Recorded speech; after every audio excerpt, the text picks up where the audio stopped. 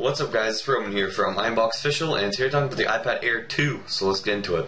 So if you guys probably heard, there's been a ton of leaks and rumors about a upcoming iPad Air, so the next generation of the iPad Air, so in this case the iPad Air 2 or the new iPad Air, whatever. So let's go and take a look at everything you should expect about this upcoming iPad. So first off, the release date is most likely going to be in October of 2014, and then released at the beginning of November, so like November 1st, I believe that's when the iPad Air was released.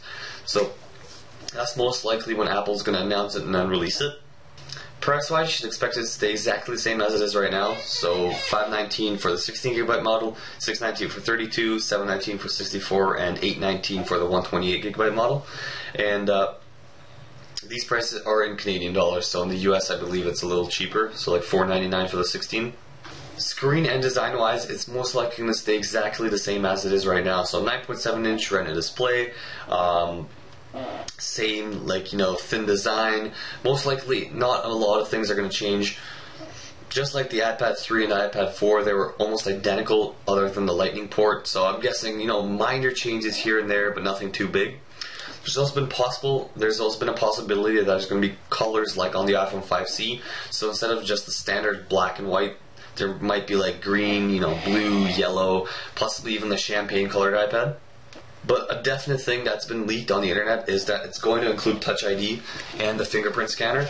There's been plenty of leaks showing that there's going to be a fingerprint scanner on the next iPad, so you should definitely expect it on the iPad Air 2. Spec-wise, you should expect it to have a A8 M8 combo chip, which is a 64 quad-core chip, and hopefully if they do put it in, it'll be the first time any iOS device has a quad-core CPU. The iPad Air has a quad-core GPU, I believe, but not a CPU. And it's also going to come with 2GB of RAM. Software-wise, you should expect it to run iOS 8. Hopefully like widgets or new stuff in the notification center, or I don't know, some Android-like features because everyone's been wanting them. And finally, there's going to be an 8 megapixel rear camera on the iPad Air, which is pretty good for an iPad. I mean, 8 megapixels is good for a phone, so for an iPad it's definitely really good. And you should also expect to have 1080p video recording. And not to mention, all the iPhone 5s features should appear on this new iPad Air 2. So like slow-mo and filters, and if they do release more features in the future, it's most likely going to be on the next iPad Air. And that's actually pretty much it. There hasn't been much rumors of the upcoming iPad Air. So if any more does come out, I'll definitely post another video to let you guys know. And if you guys enjoyed this video, don't forget to leave a like, subscribe, and I'll see you guys later.